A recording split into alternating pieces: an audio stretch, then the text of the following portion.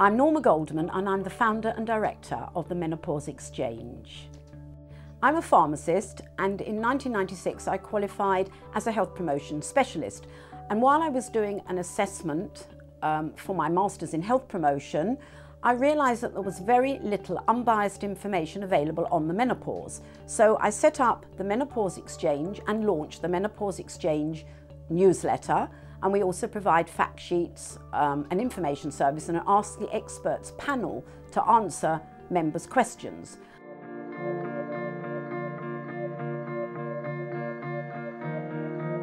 Medically, the menopause means the last menstrual period, but the term is now widely used to describe the change of life that occurs during the years around the last period. For most women, this change doesn't take place overnight, but lasts several years, during which time the amount of hormones in the body can go up and down to a large extent. So the main sign is the change in monthly periods. And during the menopause, monthly periods become irregular, may occur occasionally or become more frequent, may become heavier and last longer, and there may be spotting between them. Eventually, the ovaries stop producing estrogen and eggs, and periods finally stop. For most women, changes in menstruation begin in their late 40s, with the average age of the menopause being 51 years. It usually happens between the ages of 45 and 58, but it can occur before the age of 40, and when this happens, a premature menopause is said to take place.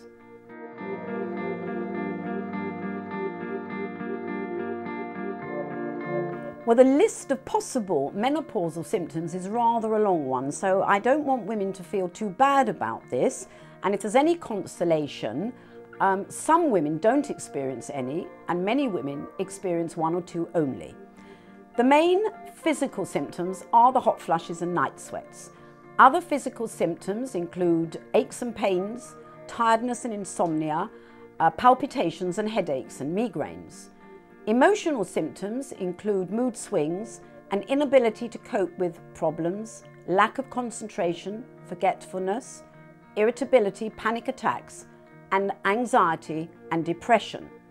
Some body tissues may become dry and less elastic, and this may produce vaginal dryness, loss of libido, stress and urge incontinence, and painful or frequent urination.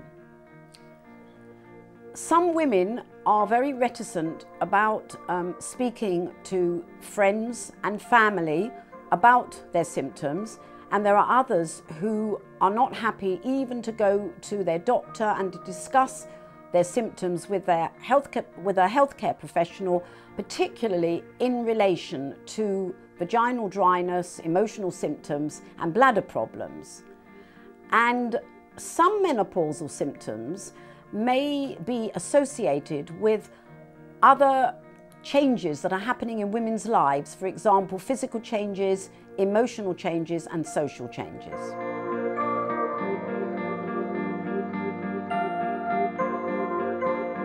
Options for coping with menopausal symptoms include HRT, prescription drug alternatives for HRT, complementary therapies, and also health promotion advice including nutrition, physical activity, and self-help measures.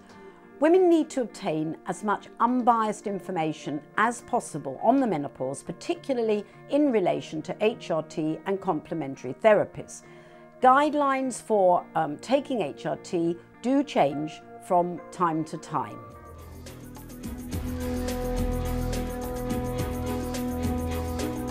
My top tips for coping with menopause symptoms start with thinking about your clothes and bedding. Layer up your clothes so that you can adjust your body temperature as much as possible.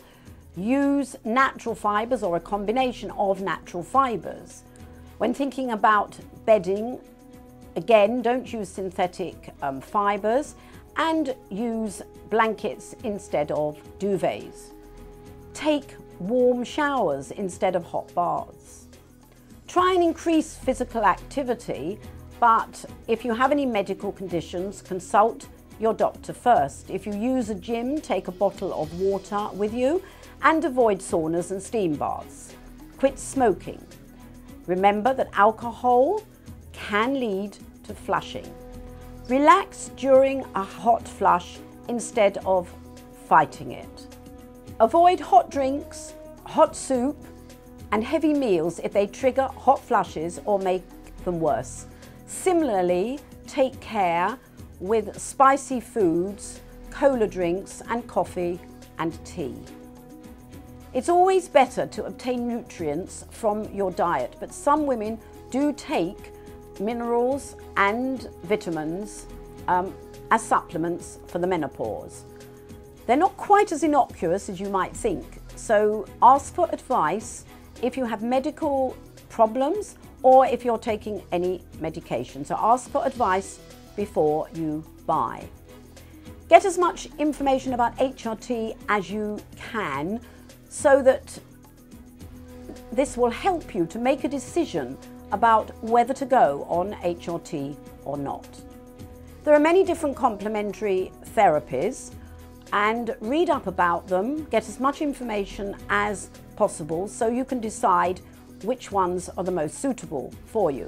If you decide to buy homeopathic, aromatherapy or herbal products, make sure that you buy them from a reputable place and that they're manufactured by established companies who make good quality products.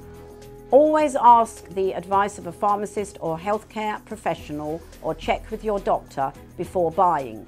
Bear in mind that some herbal products may have estrogen-like properties and shouldn't be used by some women.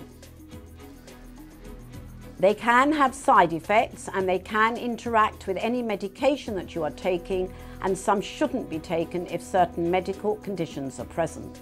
Spread the word. If possible, explain to family, friends and work colleagues what hot flushes are, and don't be afraid to share your experiences with others.